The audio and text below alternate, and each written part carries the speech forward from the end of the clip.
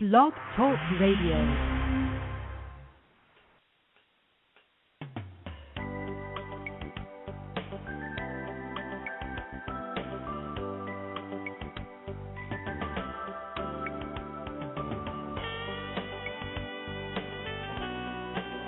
Hi, everyone, and welcome to Franchise Interviews, where for over 4 years we've been asking the franchipreneurs who own one. I'm your host, Marty McDermott, with my co-host, Don Johnson, and if you've ever dreamed of owning your own business, then you've come to the right place. We have a great show today. We're meeting with Randy Murphy, CEO to the Mama Foods franchise opportunity. And while consumer interest in Asian food continues to sizzle, Mama Foods is confirming what it saw happening a few years ago and anchoring itself as a segment leader. And that's coming up on segment 2 of Franchise Interviews. So stick around because we got a great show.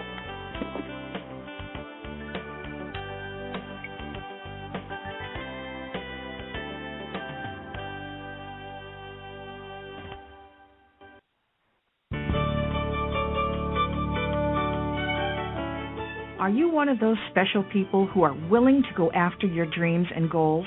Are you ready to fulfill that dream of owning your own business with the security of a proven brand? The opportunity to take control of your future and own a Rita's Italian Ice franchise is within your reach. Rita's is seeking success-oriented individuals who are ready to make a change in their life, and Rita's offers unparalleled training and support to assure your success. And did you know the frozen treat industry is a recession-proof industry, and there are Rita's in 23 states currently with 540 stores open. Rita's Italian Ice has been around for 25 years and is listed as a top-performing franchise by the Wall Street Journal. Now here's the really good part. Rita's Italian Ice is a unique and amazing taste treat. It's smoother than a snow cone, and it combines ice with real fresh fruit. The real fruit adds dramatically to the taste, and it comes in over 40 flavors. The ice and fruit are mixed on site and made fresh daily, and it is delicious. You'll want to know more about this exciting and successful franchise opportunity. Go to www.ownaritas.com and get all your questions answered. That's www.ownaritas.com to take control of your dreams and future today. You don't want to wait any longer to be a part of this adventure. www.ownaritas.com.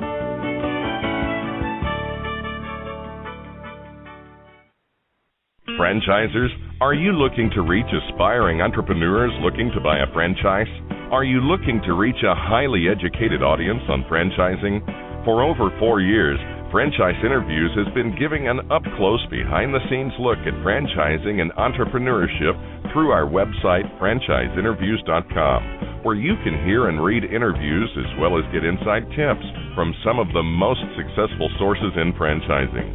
Check out our weekly franchise radio show, where each week you get to hear a new interview with franchisers, franchisees, franchise authors, franchise experts, and attorneys, and our podcast, Great Quotes in Franchising. Get 3 months of free advertising when you sign up for our 1-year package. For more information, go to franchiseinterviews.com or call us at 610-905-2919. That's 610-905-2919.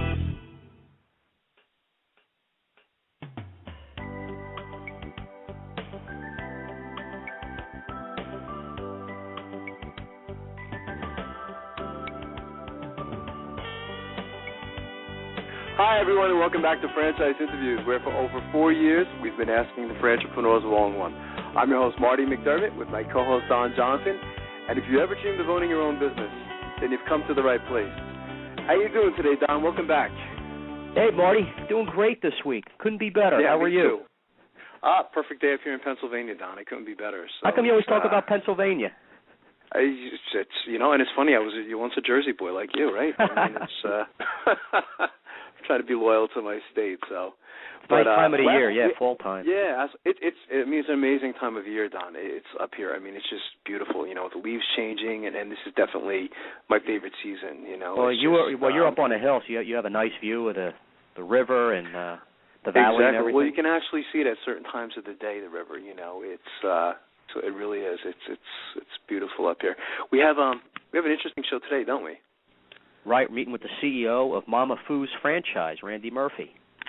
Yeah, and excited about that. Looks like they're a fast-growing franchise, and interested in finding out the whole Mama Foo story.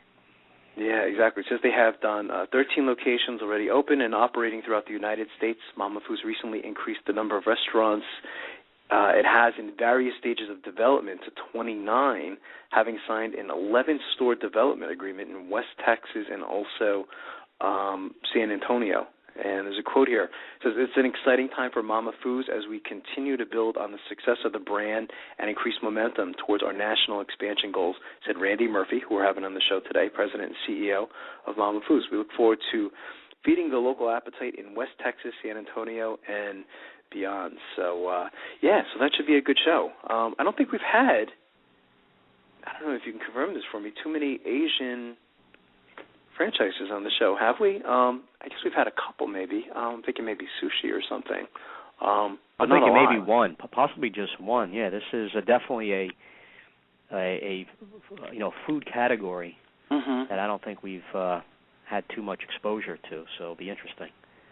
Yeah, absolutely. Next week we have a little twist, kind of focusing on healthcare.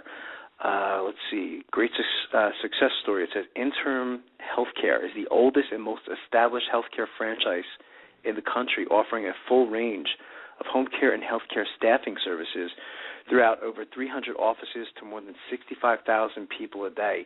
As the country's first healthcare franchise, we have the benefit of years of experience in every aspect of home care and healthcare staffing. I think you're familiar with these guys, aren't you, Don? I think we're meeting with Kathleen Gilmartin on that particular show. Yeah, okay. I'm familiar with them a little bit. So that's a very established franchise, founded in '66. That should be interesting. Yeah, they've been around a while now. This is with the largest segment of our services focused on care for seniors, including both non-medical assistance and skilled nursing. And with the climb of the demographic expected to continue on its path of almost 20% of the U.S. population over the next 20 years, there's never been a better time to consider becoming a part of our great success story. So that should be interesting. I'm excited. On November 3rd, we're meeting with Charlie's Grilled Subs. And I'm very familiar with this franchise. I've been following them now, I would say almost like 11 years, probably from my days with Franchise America, I started following them. And it says Charlie's Grilled Subs. We're meeting with Bob Wright on that particular show, the Chief Operating Officer. And let's see, growth in the U.S. and overseas and innovative fresh food. Says, okay. So, yeah, it looks like, again, that's one of the shows we're going to have to certainly bring our appetites. November 17th, Don, Cafe to You. I love the coffee franchises. I'm such a big fan of the coffee franchises. We're interviewing with Scott Bundy, Vice President of Cafe to You in the U.S. Franchise Development. And Scott's going to be talking about this mobile franchise. It's kind of cool, isn't it, if you think about it? It sounds like a mobile coffee franchise. And I've gotten to know Scott recently, starting to work with their company, so I'm excited about that show and having them on, having our listeners hear all about that type of investment. Yeah, absolutely. That should be cool. And then December is kind of like got a lot of things going on in December. Oh, we have how could I forget, our 250th show coming up. That one's going the day before Thanksgiving. And December we have Franchise Author Month. We have the great Warren Greshus coming on our show in December. We have the great franchise king, Joe Labava, coming on the show. He just got a book deal with Wiley Publishers, which is a pretty big deal, Don. I teach for Kaplan University, and we work very closely with Wiley Publishers. They're a very prestigious publisher, so that's a pretty good deal for Joel. And you can get more information if you go to joellabava.com and the information on the book. It's not out yet, but we'll be talking to him about that in December.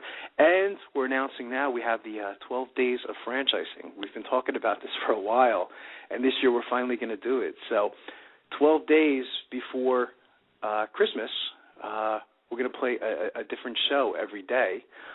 So, for example, someone says, all I want for Christmas is an Action International franchise, or something like that, something kind of fun, to get everyone excited for the holidays. So we have some interesting things going on, and we can't forget about our friends at Live365.com. We got the shows running on their network now as well. So Franchise Interviews right now is playing all throughout the Internet. You can hear us 24 hours a day, 7 days a week, 365 days a year. So that's why we're so tired.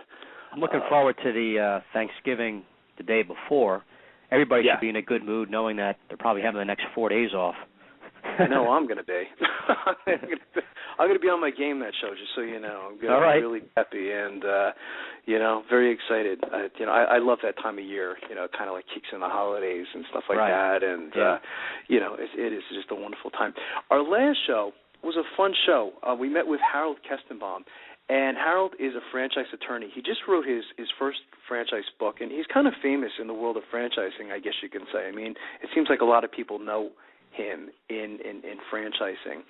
And you can't miss him. He's like 6'6", so. That's what I heard. At the show, And he's a funny guy too. He has a sense of humor too.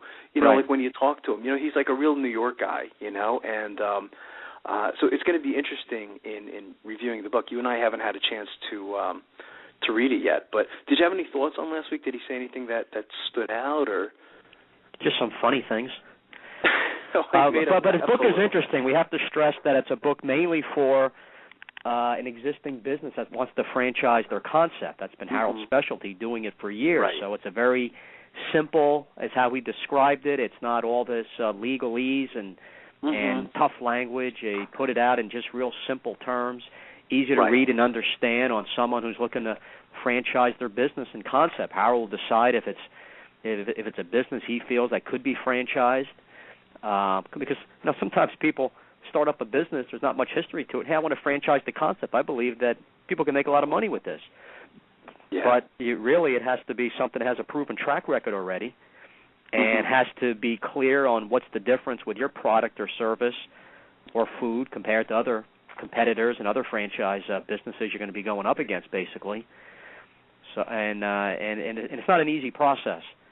You have to put together a franchise disclosure document. There's an investment. There's time, everything to detail.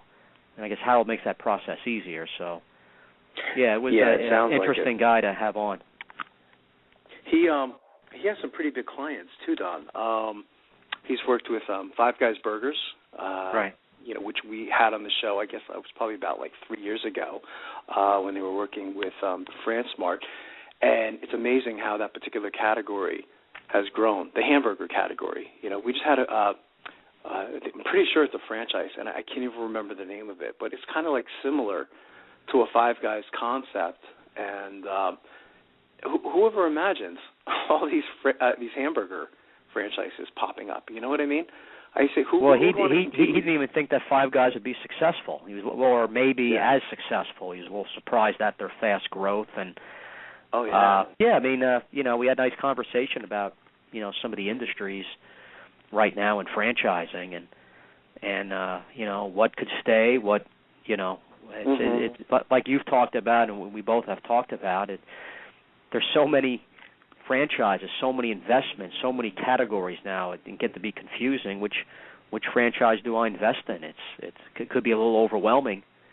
You need the help of professionals to kind of fine-tune it and help you, answer your own questions on which might be the best investment, which is something that you'll be happy with because it's something that you'll be doing for a while.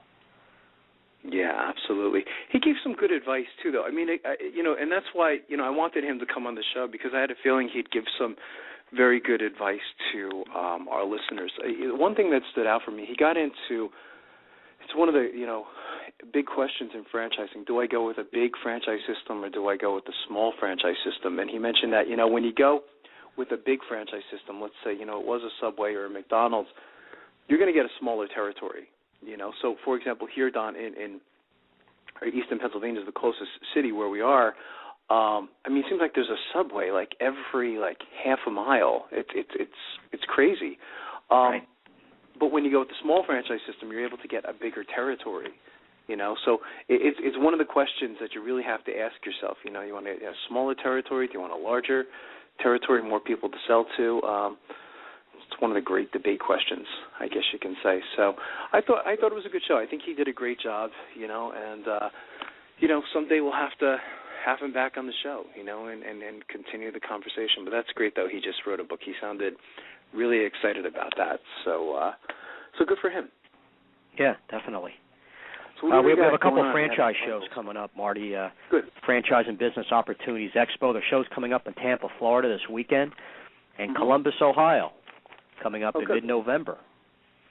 And people wanting information on that can go to franchise expos.com. Expos.com. And those are good shows, as you and I have been saying throughout the years, Don. I like those shows because they're a little smaller, and I always think that they're a little more intimate, So absolutely. And let me see. I have something here, I guess staying in the Ohio region. Dayton, nice the Dayton Daily News. Once an employee, now an entrepreneur. Many who've lost jobs are becoming self-employed, by Joyce Rosenberg, who's also with the Associated Press. The recovery in the job market just hasn't happened. So many people who lost their jobs well after the recession ended in June of 2009, which always makes me laugh when I read in the newspaper and they're saying the recession ended in 2009. I think these last 2 years have been worse than in 2009. Seems but like it. Some people have decided not to look for work. They've gone into business for themselves. Starting a company can be daunting. Some entrepreneurs have made the process easier by buying a franchise business, but they still have challenges.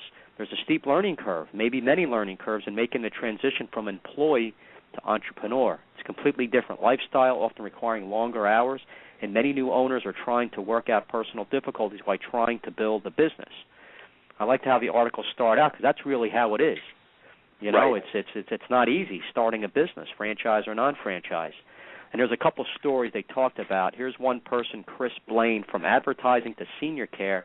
He was the VP of branding and advertising at an insurance company in Nebraska when he was laid off in December 2009. Imagine that, you're laid off right before the holidays. He decided to open his own business, one that would give him more control over his future, so he chose a home instead senior care franchise. He opened the business in an industry that was entirely new to him. So the idea of having a ready-made business model was appealing. Rather than try to do everything from scratch, it made more sense for me to leverage the model, he said. He chose a healthcare-related business because it's a growing industry. He noted that 10,000 people are turning 65 each day, which means demand for home health care will keep rising. He decided to buy an existing franchise in Missouri. That operation was struggling, but he took the business over in November 2010. He's been turning it around. He does face challenges. Even though healthcare is growing, the economy is still a problem for businesses. Health insurance generally doesn't cover home care for seniors. Wow, I didn't know that. So Blaine's revenue, while up 22% from a year ago, isn't what it would be in a stronger economy. And he had to uproot his family, so it was a big adjustment. He went from working for someone to having his own business, buying an existing business, try to turn it around, move his family in a new location. Life's not easy. And they have 4 children, ages 2 to 9. Wow. I have 2 children. It's crazy. You have 1 child, you go crazy. It's true.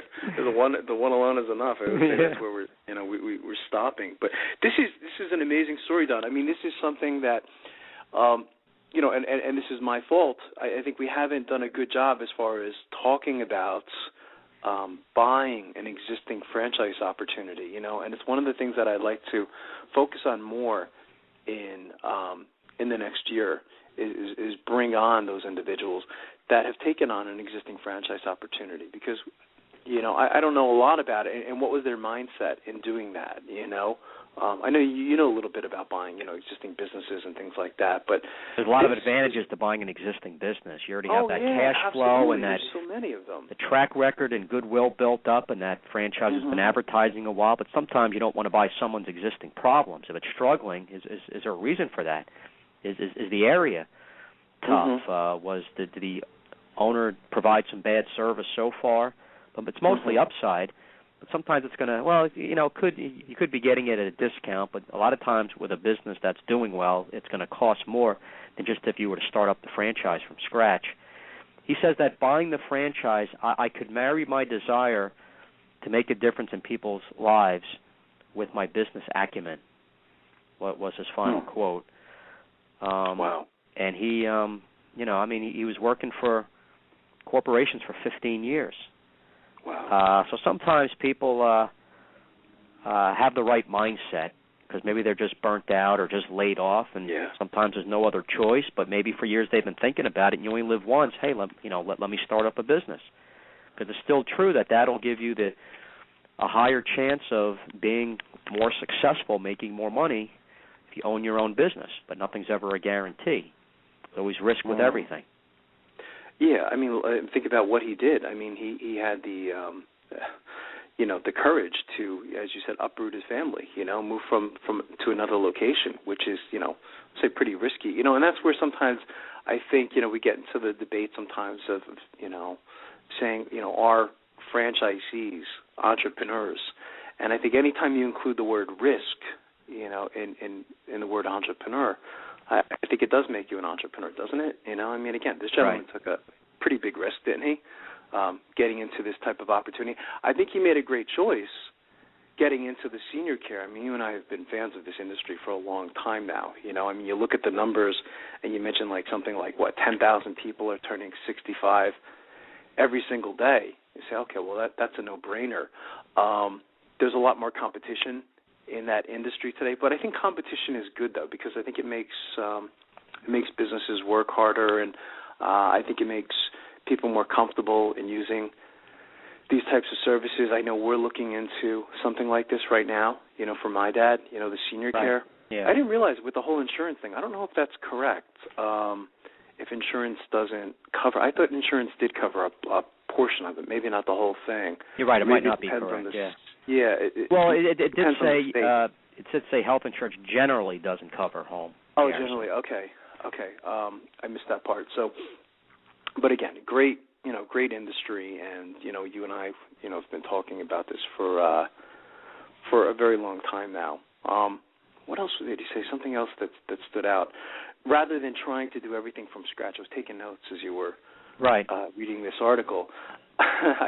That's the advantage, of course, in getting into franchising. Could you imagine this gentleman doing this on his own, saying, okay, you know what? I analyzed the numbers, and I just learned that 10,000 people are becoming 65 years old every single day. I'm going to start my own senior care business, and we'll call it Harold Senior Care. How long would it take him to get this thing going? Years.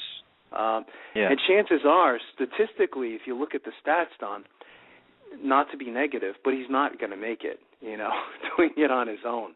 You look at the 10-year timeline or the 5-year timeline or even sometimes the 2-year timeline, and you say, well, the laws of statistics are against you. In 2 years there's a very high chance that you'll probably be out of business. And so he made a very wise decision, it sounds like. And I think going from corporate America to this type of business, senior care, seems like a pretty good match. I've noticed that it's been a common story.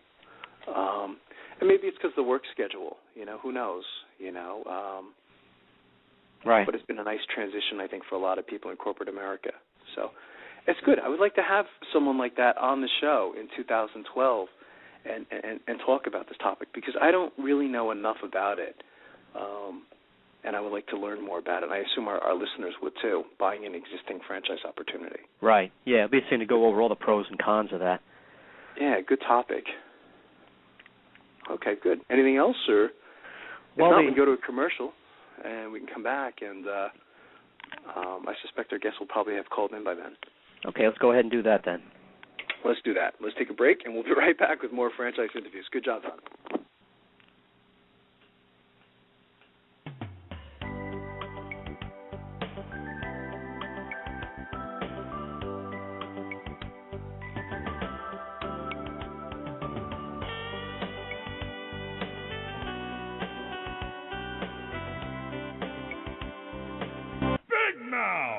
Okay, you've got my attention. It's a rare event in the world of franchising when an opportunity comes your way that can and will thrive in almost any economic environment. It's here, and its name is Big Mouth Advertising. Big Mouth. BMA is a leader in the exciting world of mobile media advertising. Why is mobile media advertising able to defy the economic cycles? The answer is obvious. In times of economic weakness, advertising is crucial for survival as the consumer dollar is scarce and the competition fierce. What is mobile media? It's the newest and fastest growing segment in the advertising world. Mobile media brings the message directly to the consumer. Mobile media goes to the consumer in traffic, where he eats and where he plays. It quite simply cannot be turned off or thrown out. And when you join the Big Mouth team as a franchisee, you are joining the best. The Big Mouth advantage is simple and successful. We invest in a strong infrastructure and in great people. As a franchisee, you have access to this entire system, including telemarketing, sales maximization, general and administrative support, design and creative services, even billing and collection services.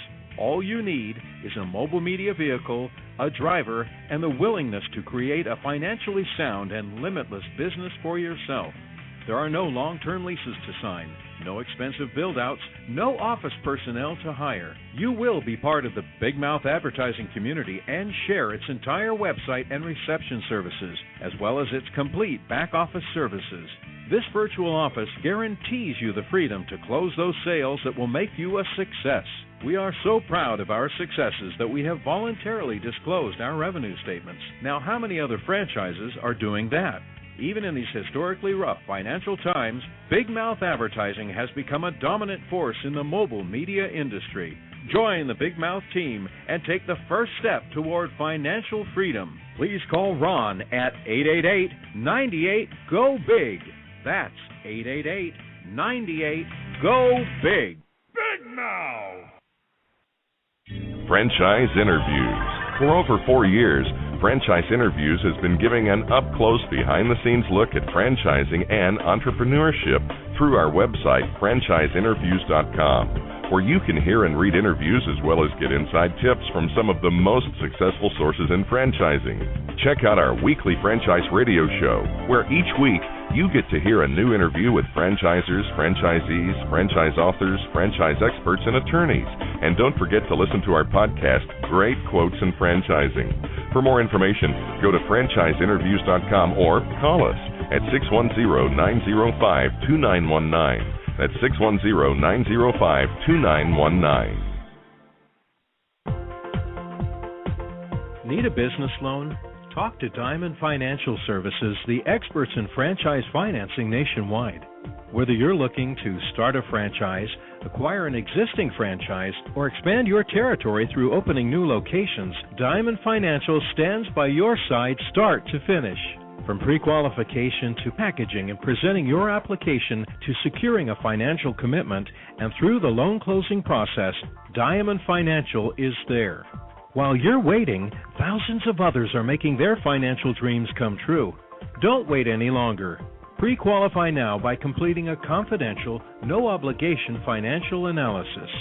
Let's face it, traditional banks just aren't in the business of financing small business. At Diamond Financial, we specialize in securing franchise loans from $100,000 to $3 million and equipment leasing up to $150,000. Let us help you get started. Go to www.franchisefunding.net or call 877-508-2274.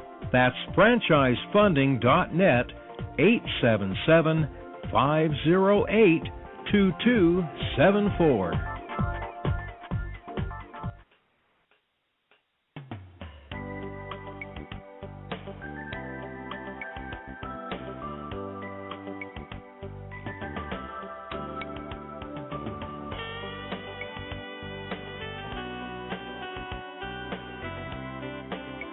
Hi, everyone, and welcome back to Franchise Interviews, where for over 4 years we've been asking the entrepreneurs one-on-one. I'm your host, Marty McDermott, with my co-host, Don Johnson. And if you've ever dreamed of owning your own business, then you've come to the right place. And as we were saying earlier, Don, we have a great show today because we're meeting with Randy Murphy, CEO to the Mama Foo's franchise opportunity. And while consumer interest in Asian food continues to sizzle, Mama Foo's is confirming what it saw happening a few years ago and anchoring itself as a segment leader. Hey, Randy, good morning. Welcome to the show. How you doing today? I'm doing fantastic. How are you doing? Doing well, Randy. Thank you. Randy, joining us is my co-host, Don Johnson, and I know, Don, you wanted to say good morning to Randy. Thanks for coming on, Randy. It's great to have you on. Tell us the whole Mama Foo story. Interested in finding out everything. Appreciate you coming on. Hey, my pleasure, guys. Absolutely. Randy, we always like to ask our guests where you're calling from this morning. I'm calling from beautiful Austin, Texas, here in Central Texas. And I'm actually looking at downtown and the lake. It's a fantastic place. Wow, that's fantastic. And it's an interesting story. What is Mama Foo's and what is your involvement with it, Randy? Yeah, absolutely. Mama Foo's Asian House is a fresh, made-to-order Asian concept in a contemporary setting. We are a franchise based here in Austin, Texas. I was actually a former franchisee and the largest franchisee of Mama Foo's. And then about 3 years ago, I surrounded myself with some pretty knowledgeable partners, and we acquired the brand. And now I'm the president and CEO of Mama Foo's, now in Austin, Texas, and we're franchising regionally and nationally here from pretty much New Mexico over to Florida. Wow, great story and nice move.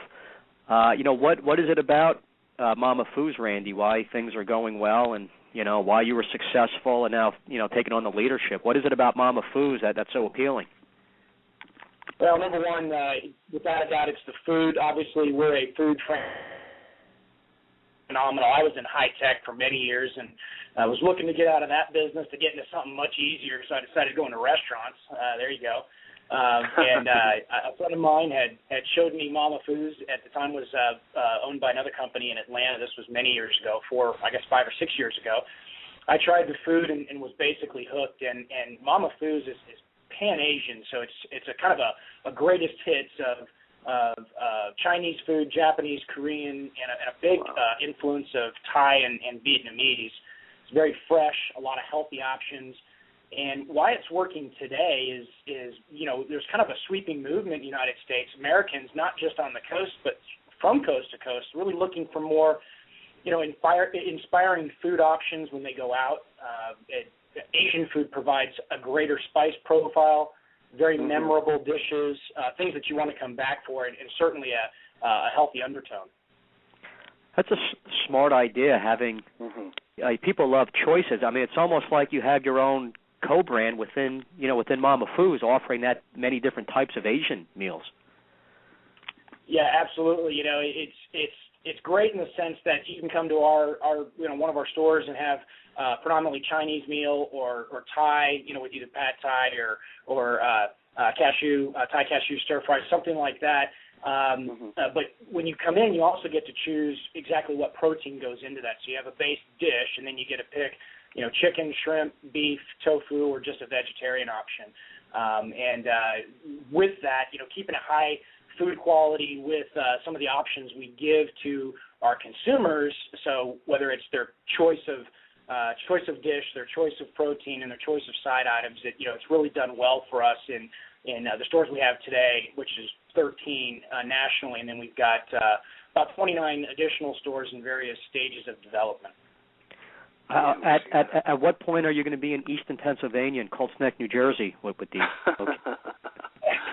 It's funny you ask that, because we actually have a Pittsburgh franchisee who is currently developing Allegheny and Butler counties, and they actually called us yesterday, and we're talking about opportunities in Eastern Pennsylvania. So it's kind of a strange coincidence. So. And you have some nice growth going on. You have a number of stores open. You have, it seems like another 20 in development, Randy? Exactly. We've got almost 30 in development right now. And, when we bought the brand 3 years ago, the prior owner had kind of left it in a stage where we needed to take it and, put some capital into it, really build a lot of solid processes and systems and training, get our costs down. We completely retooled the store prototype, which is typically about 2,500 to 3,000 square feet. We only go into, lease situations or end cap, high visibility end cap situations. And really, what we did was we put a great franchise team around turning this brand into, a solid startup cost model with a much higher annual revenue. And we're about halfway through a great goal of getting our revenue from $1 million a year up to about $1.5 million. We're about halfway there, and we've really turned this thing into an attractive model for really our prospect is multi-unit and sometimes multi-brand restaurant franchise operators. And so we've attracted a lot of other people who, possibly have a pizza concept, a chicken concept, and they're looking for that next brand to put into their current portfolio in a particular regional area, but it can't compete directly with their current brands. And that's why we've been a great fit there. So it seems like maybe the economy just been so bad these last couple of years, and Marty, from doing the show, we're getting all the facts and figures and everything. I mean, some of the best franchises going are a lot of your food and restaurant franchises. I guess the old saying, people have to eat. Right. We were saying that last week. Yeah. So, Randy, this it sounds like this doesn't help your growth. It's full speed ahead. No cautiousness with this economy. I guess it's not really making you too nervous, so to speak. Well, yes and no. I mean, the economy can affect a franchise operation, especially in the restaurant business, in two ways. Number one, in bringing on new partners and affecting current partners with access to capital and looking for territories. That's one way the economy can affect us. The second way economy can affect our type of business is consumers. If they're not feeling comfortable about going out and eating your product, then that also can affect us. Well, we feel very comfortable with where we are today because our startup cost is low compared to our unit level economics and our revenue. So we're attracting people who have capital in markets that are looking to expand. So we've got that one taken care of. On the consumer side, we have a very high quality product for an average per person of about $11 to $12 and an average ticket about $19. And when you can get made to order fresh, great tasting food, then that's really the value proposition. And everything is about value today. I think the economy has really brought that to the forefront. And if you have a business of any kind, whether it's restaurants or anything else, if you're not giving value, and whether that's a low ticket or a high ticket item, it doesn't matter. They've got to perceive value and feel good about your brand. And if you're able to give that, you're going to keep those consumers, long after this economy gets much better. So we've done that through a variety of ways. Is obviously delivering a high quality product in a great atmosphere inside our restaurants.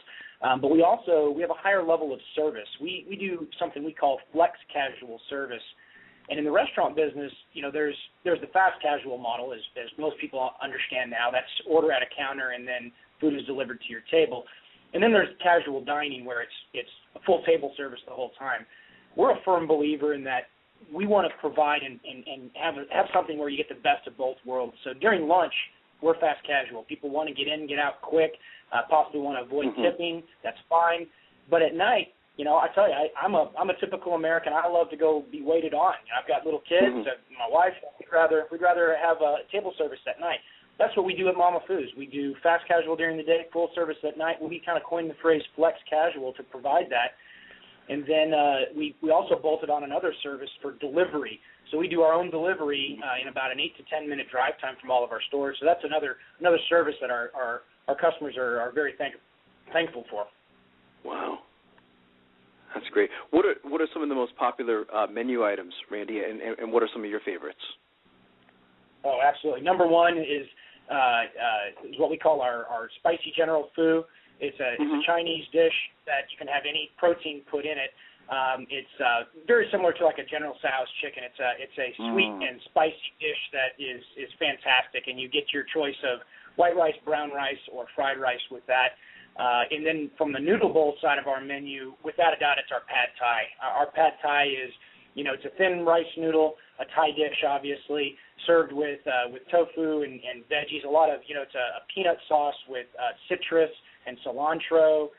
It's phenomenal. We've just recently as well launched a banh mi sandwich, which is it's kind of made famous in Vietnam with a lot of their street vendors and some of the market houses there. It's sweeping the nation in a lot of ways from coast to coast. We started R&D on our banh mi sandwich about almost a year ago and launched it 3 or 4 months ago. It's doing very well. It's fantastic. Basically, a banh mi sandwich is a spicy protein with some veggies like carrots and cucumbers and cilantro and a little bit of cabbage with a spicy aioli sauce tucked into a nice hot toasted French loaf. And it just kind of melts together when you toast it, and we're doing really well with that. We serve it with a real high quality sweet potato fry, and that's gone real well. In fact, surprisingly enough, we actually got the cover of Nation's Restaurant News about 3 weeks ago for our banh mi sandwich. Wow! So congratulations! Yeah, that's excellent. Fantastic. Yeah, congratulations on that. That's great. It's such an interesting idea, isn't it, Don? I mean, a combination of, Asian food, because, you typically think they're usually isolated, whether it's Chinese or Japanese or, Vietnamese, and I like the whole combination factor. I think that's I think that's very clever. So who is the perfect candidate to become a Mama Foo's franchisee, Randy? I mean, it sounds like they should probably have some background in running a restaurant, would you say? Well, yes and no. I mean, a lot of times we have multi-unit, multi-brand people who have a tremendous amount of experience, and they also have the capital. But we also have franchise partners who have one or the other. Maybe they're a very experienced operator, and they've partnered with, a fantastic business person who understands business, understands development, understands capital needs. So it really can be either. But we do require, if it's a partnership, we do require that there's an operating partner with restaurant experience. I mean, we're not a brand that is looking for people who are new to business and new to restaurants. We do a minimum of 3 store deals, and we look to develop markets for people, so someone can take down a city or a marketing area and develop multiple Mama Foo's in that area to really leverage their costs with marketing, with labor, with some of their ongoing costs that they operate each day. So we like to say we're not looking to teach the restaurant business, but we're looking to teach them how to do Mama Foo's. And really, that's been our go-to-market strategy, and it's worked very well. We're, some of our new markets today, like I said, we've got fantastic experienced franchise partners in Pittsburgh looking to expand east towards you guys. We've got franchise partners for the state of New Mexico, El Paso. We've recently sold all of West Texas and San Antonio, all of the area just north of Austin, so Waco, College Station, Killeen. We've have a franchise partner in Lafayette and Baton Rouge in Louisiana, and we hope to announce very soon new franchise partners for the markets of Houston and the DFW market just north of us. Wow. Got a lot going on. That's excellent. Yeah. Yeah, it is. We're really looking forward to it, and we're on pace to put up about 10 new locations next year.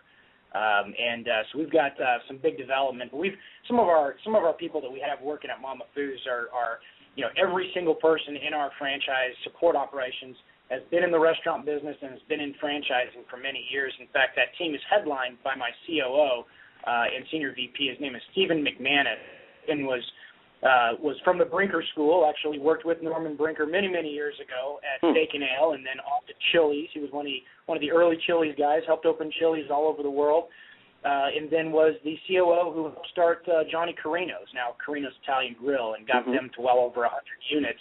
So this guy, to say the least, is a very experienced restaurant operator, and the team that we've assembled underneath him is just fantastic. And one thing that we do a little differently, we're 13 units today, but we like to say we're 100 units, and that's really the technology solutions and the support and training that we provide. And that's the way we've been able to attract some of the partners we have today. My background, like I said, was in high tech, wasn't really restaurants, and so we've really tried to take the best of breed packages out there, from your POS system to your online ordering system, training, fulfillment. We've recently gone through a very intense customer profiling and data program, which allows us to who our customer is today, as well as do very intelligent site selection on where to put sites. I mean, if you're looking to put a site somewhere, don't you want to put it in the highest concentration of people who are just like your current customer today? That's kind of how we've taken a data and technology approach to a lot of the things that we do today. Wow, that's great. So do you actually assist them with that then, Randy, as far as like the location goes? Do you kind of guide them as far as like or making suggestions as far as if this location would work or if the location wouldn't work? Yeah, it's twofold. So a lot of the people that we do business with have pretty extensive experience and understanding of real estate. Probably have either in-house real estate or have a very close partnership with a regional or local real estate company. So what we do is we really give them all the tools and data on how to look for a site that's the best for Mama Foods. We even provide a top-down market study capability where they can actually do a little work to look at a market top-down and basically get a top 10 or 20 list of here are the best intersections to look for property for Mama Foods. So that's the top-down approach, while their guys are hitting the streets on a bottom-up approach on what's available, and then we score those sites with them.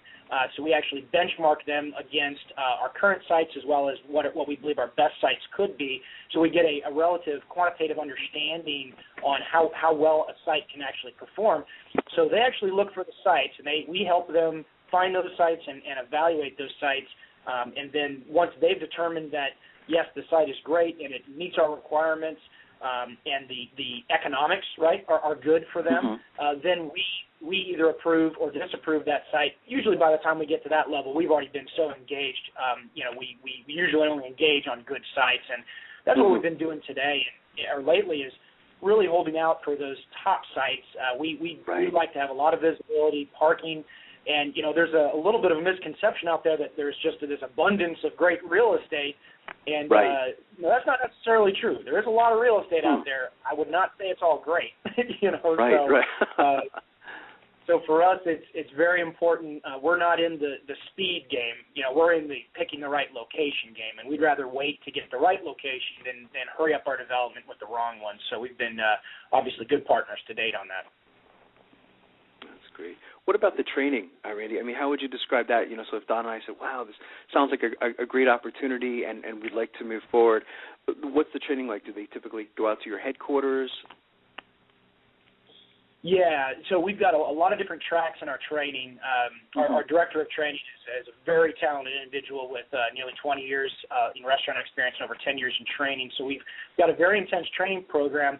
If you are a multi-unit owner, you're the franchisee, we've got a very compressed week to week and a half training program to best understand how to run your Mama Foods business and interact with us and interact with the application and vendors that we provide.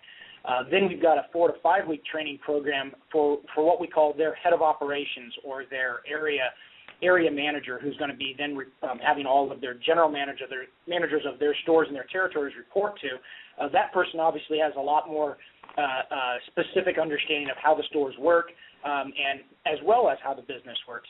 And then the longest training track is about 8 weeks, and that is for manager-level people in the store. That's your kitchen manager, your general manager, your front-of-house manager. And so there's really 3 tracks. So there's the very, very detailed manager training, the 4 to 5 week area manager training, and then the 1 to 1.5 week owner training. And we really believe in in training, and it really is what sets good franchises apart from ones that might not be as successful. Yeah, I would agree. Well, it's a lot of training, isn't it, Don? Yeah. Well, I mean, it's what you need. I mean, that's the whole purpose of franchise investment: training, ongoing support. That's why I'm a big fan. Go ahead. Exactly. And I'm sorry, I totally forgot to mention this. That's just training before we start. Obviously, when a store is about to open, we send out a training team that consists of anywhere between 4 to 8 people, depending on how much development they've already done in that market. If it's someone's first store, we send a lot of people out. If it's their 3rd or 4th store, obviously the requirement is not as much for us sending people out because they've got more trainers in market. We try to get that cost down for our franchise partners as quickly as possible. So we get out there well before the store opens and train, and then also help them once the store opens for a week to 10 days. So like I said, training, there's certainly the upfront training, then there's actually store opening training as well and support. In the restaurant business, is there any? It's tough if there's a typical day, but what does a franchisee go through during the course of a work day, Randy? That's a great question, and it really depends on the level of owner that franchise owner is. If they're maybe a 3-store market, 3-store owner, they're going to be playing the role as business owner as well as area manager with their general managers reporting to them. So in that role, I mean, they're dealing with all of the small business decisions that any small business owner has, finance, payroll, marketing, HR, probably development if they're looking for another location. They're dealing with any, APAR issues on the bills they're paying. But they're also the ambassador there in their market. So possibly they're doing interviews with local TV and radio stations and that sort of thing. They're really the face or the governor of their brand in that market. In a bigger market scenario, like for instance, let's say it's a Houston or DFW, clearly that's a much bigger organization, and that market partner for us, or that franchise partner, is going to be more of a CEO level. So they're going to have a distributed team. They're going to have somebody who runs operations, somebody who runs marketing, somebody who runs HR and finance functions. So that's kind of the difference between maybe a 3-store owner really being that multi-hat small business owner up to a 20 to 25 store owner who possibly also has other brands they're supporting as well. So they've got a very built infrastructure to handle not just Mama Foo's development, but also those other concepts that they're running. So it can be very, very different. Interesting. What about future goals for Mama Foo's, Randy? I mean, where do you see yourself in 3 to 5 years down the road? Certainly, from a qualitative side, a non-quantitative side, we're just looking for fantastic franchise partners, and that doesn't just mean somebody who has experience and capital. It means somebody who we can be in business with for 10 years. We kind of joke that our franchise agreements are they're 10 years with options to extend, but they're longer than most marriages today, right? So absolutely. We want to pick. So we want to pick somebody who is going to be as great a partner with us as we are to them. We're a tight-knit group. We're a tight family. We want to know that we're going to be able to succeed with them and work through issues. I mean, business is business, and issues will always come up, and how do we deal with those, and how do we go forward? So we're very selective on who we pick. So that's the qualitative side. I want to continue picking fantastic multi-unit franchise partners, and I got to tell you guys, we've done a great job so far. And when you do that, you attract other good franchise partners as well. So that's the qualitative side. We want to continue to grow our franchise side. We'll also continue to grow our current corporate store footprint. We've got 9 corporate stores today, 4 franchise partners with 29 more franchise stores opening. So that's the qualitative side. On the quantitative side, we're doing something almost every day to continually improve our unit level economics, because guys, I mean, no matter what the relationship is in this, we understand that it's all about business, and we want to make sure that our opportunity is as compelling or more compelling than any other opportunities out there. So we always want to make sure that unit level return is good. So that's number one on the quantitative side. Number 2 on the quantitative side, without a doubt, we've got specific targets of development rights and store rights that we want to build to, and our goal from a open store number would be somewhere between 130 and 150 Mama Foo's open and operating 4 to 5 years from now. Wow. Do you see yourself expanding internationally, I guess, at some point, Randy? I mean, it seems like this could be a popular concept overseas as well, of course. Yeah, absolutely. In fact, just a couple of days ago, one of our competitors, P.F. Chang's, and their Payway concept just announced that they're going to be doing some development with Payway in Mexico, and that's a fantastic opportunity. I'm happy they're doing that.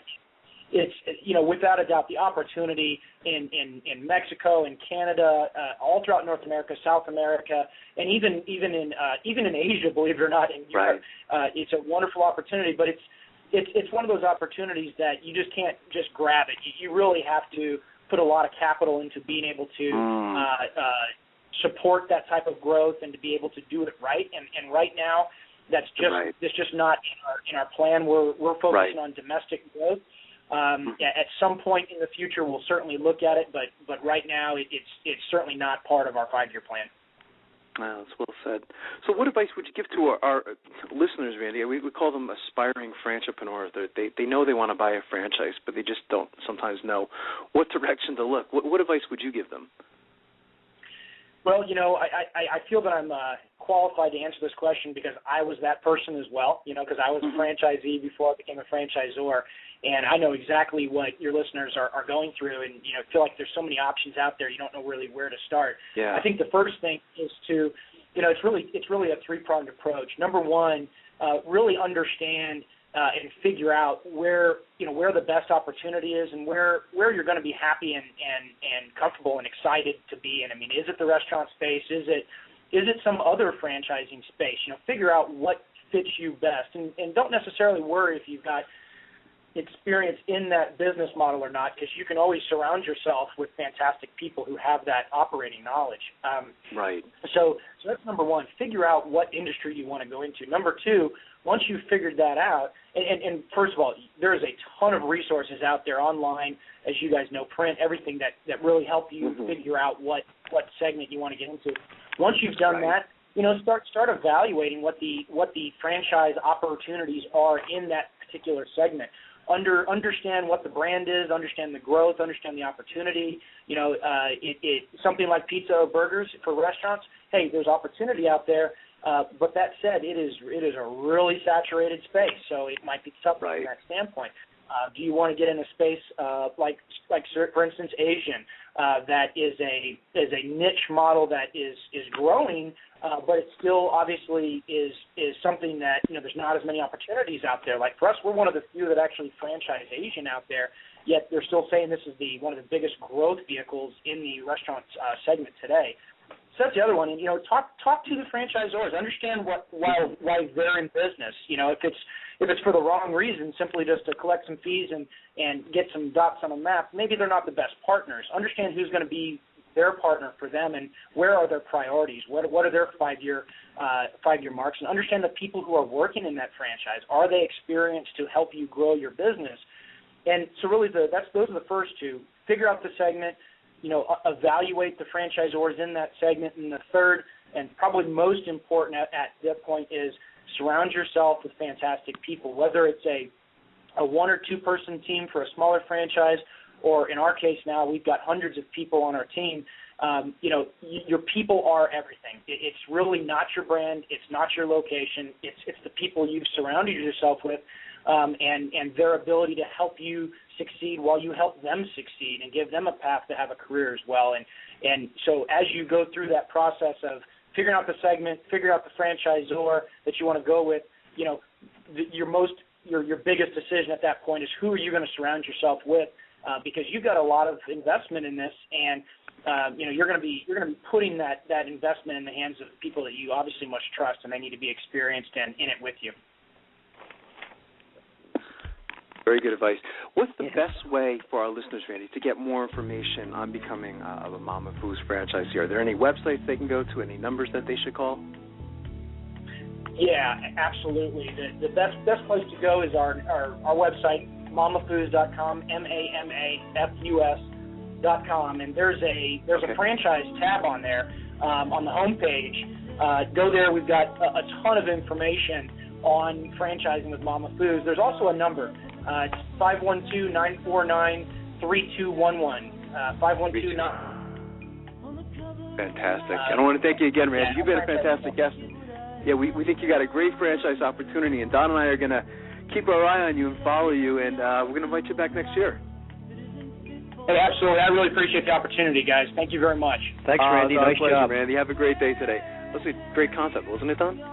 Yeah, I mean, I love the fact that I'm a big fan of, giving people choices. And I did read that they're one of the fastest growing food segments in this Asian category. So it seems like he knows what he's doing. He's passionate. He's really confident he's really going to put the brand where it needs to be as the future comes.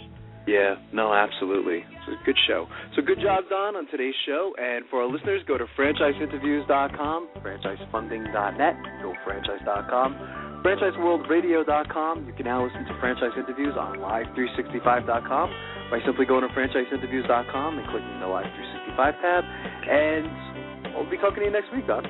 Yep, have a great day. Thanks, everyone, for listening. Have a great day.